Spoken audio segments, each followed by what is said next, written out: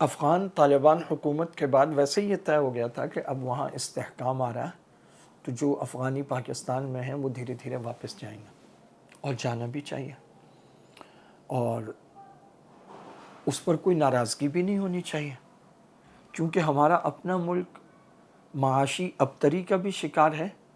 اور عدم استحکام کا بھی شکار ہے، بدامنی بھی ہے یہاں، اور بہت ساری ایسی وارداتیں ہوئیں جس کے بعد اہل شہر نے، اہل ملک نے یہ طے کیا کہ اب جو ہمارے ہاں سے ایرانی ہیں، ہمارے ہاں غیر قانونی طور پر مقیم، وہ جن کو بنگالی سارے غیر قانونی نہیں، یہ بات ذہن میں رکھیں، جو 1971 سے تقسیم سے پہلے کے ہیں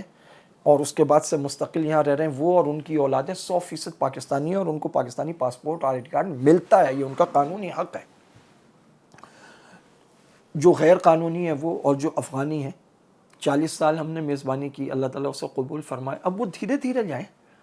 جو حکومت نے ترتیب بنائی ہے اس کا۔ لیکن یہاں ایک بڑا نازک نقطہ ہے، اور وہ یہ ہے کہ یہ جا بجا آ رہا ہے کہ جو سنی المسلک ہیں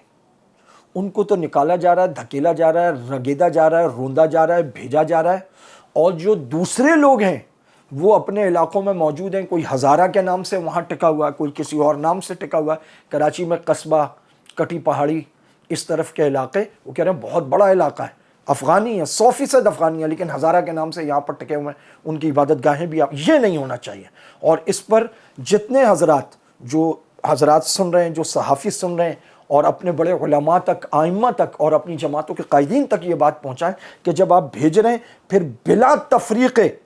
مذہب و ملت سب کو بھیجیں، عزت سے، مسلک مذہب کوئی ہو، عزت سے بھیجیں، طریقے سے بھیجیں، لیکن جب بھیج رہے ہیں تو سب کو بھیجیں۔ یہ نہیں ہے کہ ہزارہ کے نام پر یہاں پر پھر ہزاروں رہ جائیں۔ پہلے ہم ان کو رو رہے ہیں جو جاتے ہیں ایران اور جا کے زیارات کے نام پہ غائب ہوتے ہیں، ٹریننگ لیتے ہیں، ادھر ادھر لڑتے ہیں۔ یہ تو ہمارے وفاقی وزراء نے کہا نا، سینٹ کمیٹیوں کے اراکین نے کہا، پارلیمنٹ میں یہ بات کہی گئی، ہم کو غیر قانونی یا غلط یا جھوٹی یا اڑائی ہوئی بات نہیں کر رہے کہ جو ایسی کسی نے اڑا دی ہو۔ تو اسی طرح یہ لوگ نہ یہاں روک لیے جائیں، پتہ چلے کل جی علماء کے قتل میں اور طلباء اور حفاظ اور دینداروں کے قتل میں یہ لوگ ملوث نظر آئیں۔ اس لیے جب بھیج رہے ہیں تو بلا تفریق سب کو بھیجیں، میری بات کی گہرائی کو سمجھیں، اور جہاں جہاں ان چیزوں کو آپ دیکھیں، علاقے کے تھانے سے رابطہ کریں، اپنے سرکردہ عمائدین سے رابطہ کریں، اپنے مذہبی سیاسی رہنماؤں سے رابطہ کریں، انہیں کہیں جی یہ ہزارہ اور تاجک اور فلاں نام پہ یہاں ٹکے ہوئے ہیں، یہ وہی ہیں، ان کو صرف فلاں مذہب کی وجہ سے یا فلاں نظریے کی وجہ سے